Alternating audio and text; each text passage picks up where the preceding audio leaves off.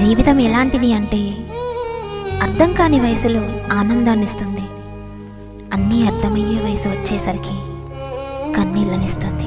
అలాంటి ఈ జీవితంలో మీరు ఎవరినైనా ఒక్కసారి హద్దులు దాటి ప్రేమిస్తే ఆ ప్రేమ మిమ్మల్ని జీవితాంతం వేధిస్తూనే ఉంటుంది.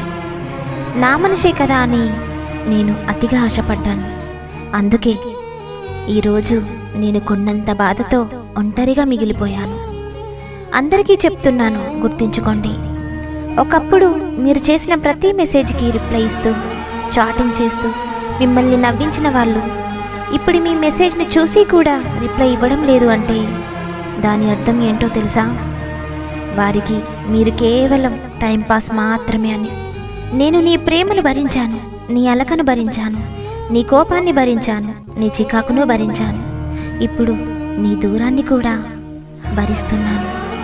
భరించడమే ప్రేమైతే బహుశా ఈ ప్రపంచంలో నన్ను మించిన గొప్ప ప్రేమికురాలు ఉండదేమో. నీకోసం ఈ ప్రపంచంలో ఏడ్చేవాళ్ళు ఎవరైనా ఉన్నారు అంటే అది నేనే. నీ నవ్వు కోసం ఈ ప్రపంచంలో ఎదురు చూసేవాళ్ళు ఎవరైనా ఉన్నారు అంటే అది కూడా నేనే. మనల్ని మనలా ప్రేమించే వాళ్ళు దొరకడం అదృష్టమైతే నిన్ను నీలా ప్రేమించే నేను నీకు దొరకడం నీ అదృష్టమే. నువ్వు నన్ను దూరం పెట్టినంత మాత్రాన నువ్వు కాకపోతే ఇంకొకరు అని నేను అనుకోను.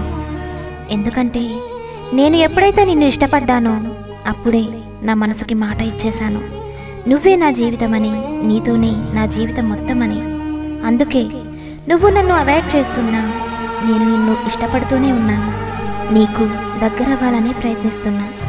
నీకు నాకు మెసేజ్ చేసేంత టైం లేకపోవచ్చు, కానీ నీ మెసేజ్ కోసం ఎదురు చూసేంత ఓపిక నాకుంది. నాకు కోపం ఎక్కువ అని నువ్వు ఎప్పుడూ అంటూ ఉంటావు కదా. ఒక్కటి గుర్తించుకో, ప్రేమైనా కోపమైనా ఇష్టమైన వాళ్ళ మీదే చూపించగలం.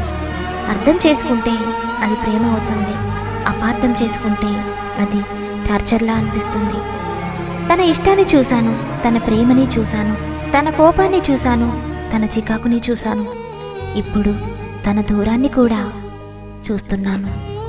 తన ప్రేమలో అన్నీ భరించాను, కానీ తన దూరాన్ని మాత్రం భరించలేకపోతున్నాను. గుండె బరువెక్కిపోతుంది, మనసు పిచ్చెక్కిపోతుంది. గట్టిగా ఏడవాలని ఉంది, కానీ ఏడవలేను. నా బాధని ఎవరికైనా చెప్పుకోవాలని ఉంది, కానీ చెప్పుకోలేను.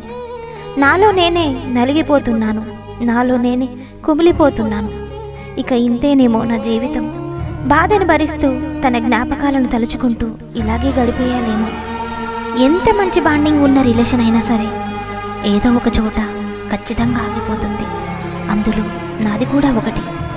మోసం అనే చోట దూరం చేసి వెళ్ళిపోయింది తను. తనపైన నేను చూపించింది సముద్రం అంత ప్రేమైతే తను నాపైన చూపించింది నీటి బిందువు అంతా ప్రేమ కూడా లేదు. నా జీవితంలో సమాధానాలు లేని ప్రశ్నలు రెండు. తను నన్ను ఎందుకు వదిలేశాడో తెలియదు. నా మనసు ఇంకా తనని ఎందుకు మర్చిపోలేదో అర్థం కాదు. ఈ రెండు ప్రశ్నల నడుమ నలిగిపోతూ గడిపిన నిద్రలేని రాత్రులు ఎన్నో ఉన్నా ఇంకా తన కోసమే ఎదురు చూస్తూ ఉన్నా. తను మోసం చేశాడు అని తెలిసినా ఎదురు చూడడం తప్పే, కానీ ఏం చేయమంటావు? తన పరిచయం, తన జ్ఞాపకాలు అన్నీ నాతోనే శాశ్వతంగా ఉన్నాయి. అందుకే వదులుకోలేని ప్రేమని పెంచుకున్నాను. చివరికి ఇలా ఒంటరిగా మిగిలిపోయాను.